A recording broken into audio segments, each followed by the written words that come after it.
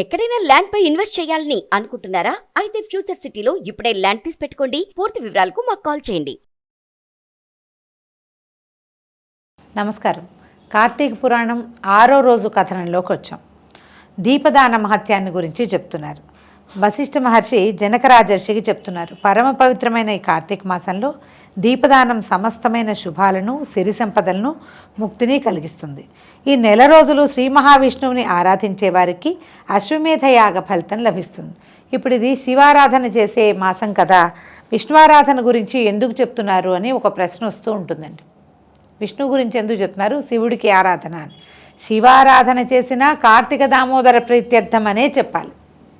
అప్పుడు కూడా ఇప్పుడు దేవాలయాల్లోనూ అక్కడ మనం శివలింగానికి అభిషేకం చేస్తాం, శివారాధన చేస్తాం, శివాభిషేకం, ఏకరుద్రము, ద్వాదశ రుద్రం దాకా ఏకాదశ రుద్రాలు అవి చేస్తాము.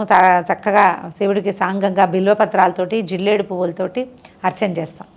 అలాగే మహావిష్ణువు ప్రీత్యర్థము తులసి దళాలతోటి పూజించాలని చెప్తారు. అయితే ఇప్పుడు సాలగ్రామార్చన అనేది ప్రత్యేకంగా నదీ తీరాల్లో చెప్పబడుతుంది. నదీ తీరంలో శివారాధన కంటే తీరంలో చేసేటువంటి సాలగ్రామ ఆరాధన, సాలగ్రామం అనగానే విష్ణు సాలగ్రామ ఆరాధన గురించి ప్రత్యేకంగా చెప్తారు. అందుకని ఆ మాట చెప్పబడింది. విష్ణువుకి ఎక్కడైనా నదీ తీరంలో పంచామృతాలతోటి అభిషేకం చేసి, గంధ పుష్పాక్షతలతోటి అర్చన చేసి, తులసితోటి అర్చించి, తర్వాత పత్తితోటి ఒత్తించేసి ప్రమిదలో ఉంచి దాంట్లో ఆవునేతిని కానీ, నువ్వుల నూనెను కానీ, కడకు ఆముదాన్ని కానీ వేసి దీపారాధన చేసి, దాన్ని దక్షిణ తాంబూలాదులతో సహా ఆ దీపాన్ని సద్బ్రాహ్మడికి దానం చేస్తే కనుక విశేషమైన అత్యద్భుతమైన ఫలితం లభిస్తుందట. అయితే ఇప్పుడు మనం ఏం చేస్తున్నామంటే, చాలామంది చేసేదే చిన్న చిన్న వెండి ప్రమిదలు, వెండి దీపారాధన కుందులు కొనుక్కుని దాని నిండా ఆవునే పోసి బంగారు ఒత్తి వేస్తారు. సన్నగా తీగలు దొరుకుతాయి ఒత్తి రూపంలో. ఆ ఒత్తి వేసి ఈ దీపాన్ని కూడా వెలిగించి, వెలుగుతున్న దీపాన్ని దానం చేయటము ఒక ప్రత్యేకమైన విధిగా చెప్తారు. ఇది కార్తీకంలోనే చేయలేకపోయినా కూడా మామూలుగా మనం ఈ సత్యనారాయణ వ్రతాలు అప్పుడు చేసుకుంటాం కదా, సత్యనారాయణ వ్రతమో, కేదారేశ్వర వ్రతమో, లేకపోతే అనంత పద్మనాభ వ్రతమో, ఏ వరలక్ష్మి వ్రతానికో ఎవరైనా అయ్యవారు మన ఇంటికి వచ్చినప్పుడు కూడా మనం గృహప్రవేశాలు చేసుకునేటప్పుడు దీపదానము విశేషమైన ఫలితాన్ని ఇస్తుంది. దానికి వెండిదే ఇవ్వాలన్న నియమం లేదు. ఇప్పుడు చేస్తున్నాం, కానీ అది మామూలుగా సాధారణంగా ఏంటంటే గోధుమ పిండితో కానీ బియ్య పిండితోటి కానీ ప్రమిదని చేసి దాంట్లో నెయ్యి పోసి అందులో ఒత్తివేసి వెలిగించి దక్షిణ తాంబూలాదులతోటి బ్రాహ్మడికి దానం చేసినా కూడా మంచి ఫలితం లభిస్తుంది. ఆ విషయం క్లియర్గా స్పష్టంగా చెప్తున్నారనమాట. ఈ విధంగా నెల రోజులు చేసి చివరి రోజున ప్రతి రోజు దానం చేస్తున్న బ్రాహ్మణునికి గోధుమ పిండితో చేసిన ప్రమిదతో నేతిని వేసి పైడిపత్తి ఒత్తిని వెలిగించి దానిని దానం చేస్తే ఇచ్చిన వారికి సకల సంపదలు, సమస్త ఐశ్వర్యాలు కలగటంతో పాటు మోక్షసిద్ధి కూడా కలుగుతుంది. అంటే ఈ నెల రోజులు విష్ణువారాధన చేసి దీపారాధన చేసినా, లేకపోతే శివాలయంలో నిత్యము దీపారాధన చేసినా కూడా చేసిన వారు చివరి రోజున ఇట్లా బ్రాహ్మణుడికి గనక దీపాన్ని దానం చేస్తే అత్యద్భుతమైన ఫలితం లభిస్తుంది. అశ్వమేధ యాగం చేసినంత ఫలితం లభిస్తుందట. విష్ణువారాధన చేసిన వాడికి విష్ణు సాయుధ్యం, శివారాధన చేసిన వాడికి శివ సాయుధ్యం, కైలాసవాసిగా అవుతాడు వాడని చెప్తారు. అయితే దీనికి సంబంధించి ఒక కథ చెప్తున్నారు. పూర్వం ఒక వితంతు ఉండేదట, ఆమె గాథని చెప్తున్నారు. ద్రవిడ దేశంలో ఒక వితంతు ఉండేది. ఆమెకు పెళ్ళైన కొద్ది కాలానికే భర్త మరణించాడట. పూర్వకాలం అంటే ఇప్పట్లాగా 20-25 వచ్చాక కాదు కదా, 8-10 సంవత్సరాలకే పెళ్లి చేసేవాళ్ళు. అమ్మాయి పెద్దదయ్యేసరికల్లా భర్త గతించాడు. అయితే ఆమెకి అయిన వారంటూ పెద్దగా ఎవరు లేని కారణంగా ఇతరుల ఇళ్లలో దాసీ పనులు చేస్తూ, వారు పెట్టింది తింటూ, వారిచ్చిన సొమ్మును దాచుకుంటూ కాలం గడిపేది. వంట చేసుకోవటం అంటూ ఎరగదట ఈమె. వంటే లేదు. డబ్బు ఖర్చు పెట్టడం అనేది అస్సలు తెలియదు.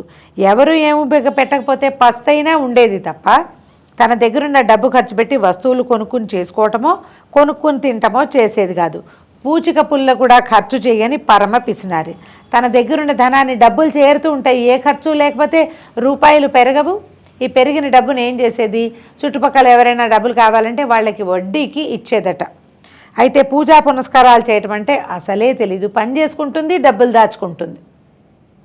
తినని వాళ్ళకి పూజ కూడా ఎలా వస్తుంది? కనీసం పొట్ట పూజ అయినా చేస్తే అప్పుడు ఇంకో పూజ ఆలోచన వస్తుంది. సొంతంగా వంట చేసుకుని తినే పద్ధతి కూడా ఆమెకు లేదట.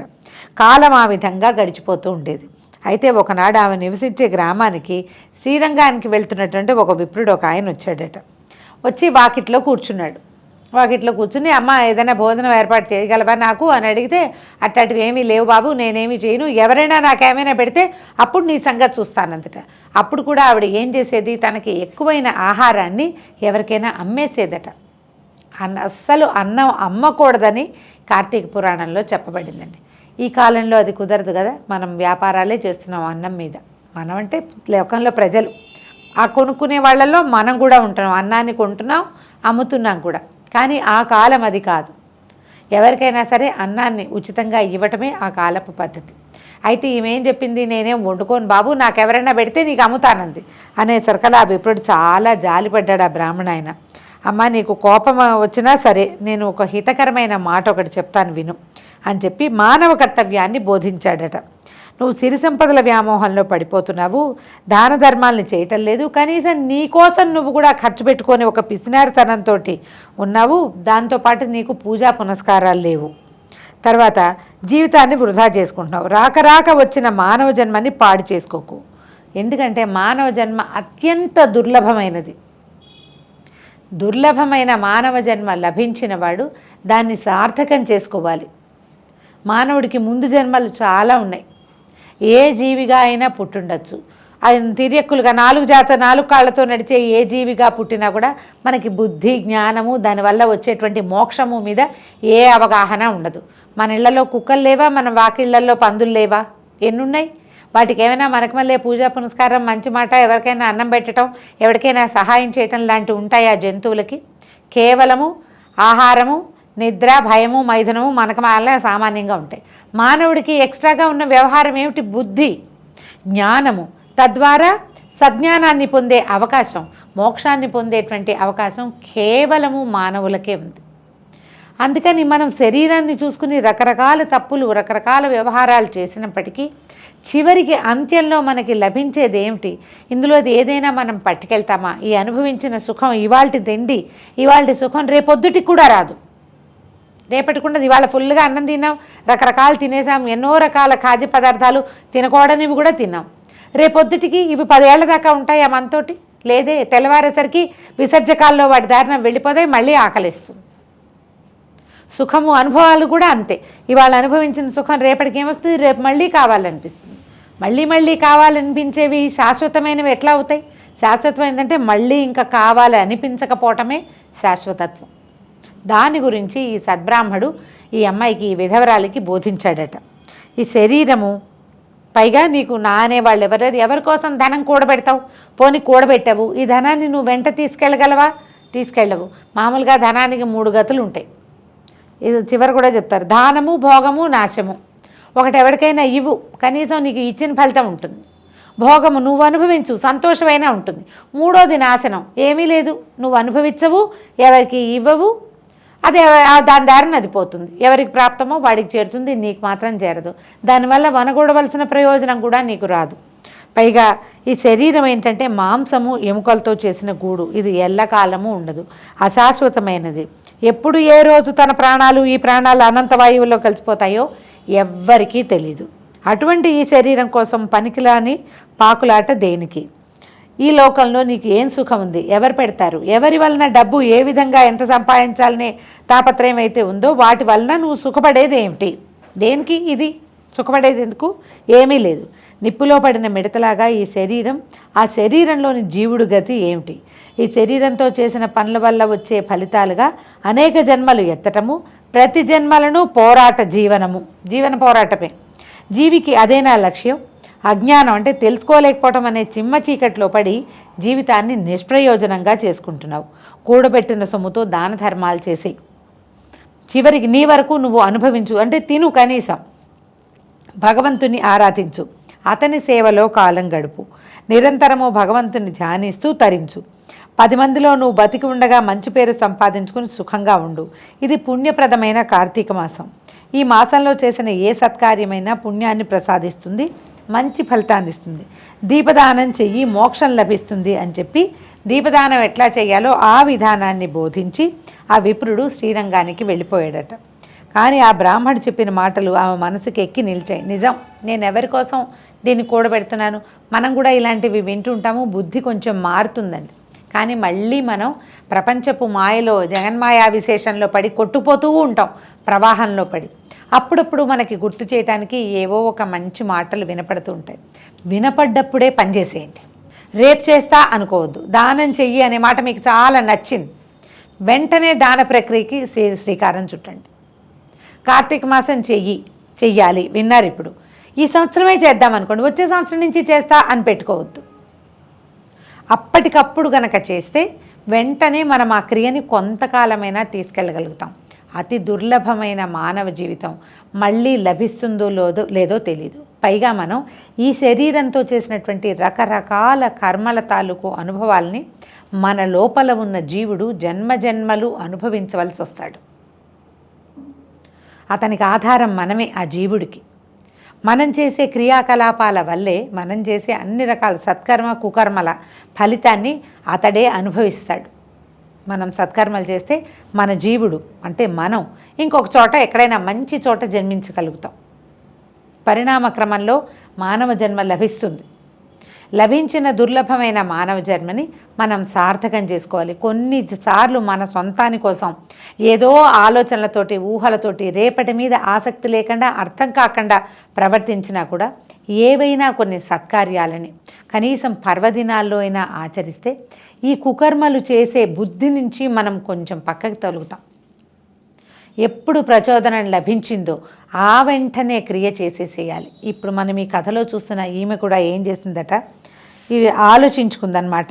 ఆలోచించి నిజం, నేను ఎవరి కోసం తాపత్రయపడుతున్నాను, ఎందుకు కూడబెడుతున్నాను, ఎందుకోసం నేను పరమలోభిని అనే చెడ్డ పేరుని ఎందుకు తెచ్చుకుంటున్నాను అని ఆలోచించడం మొదలెట్టింది.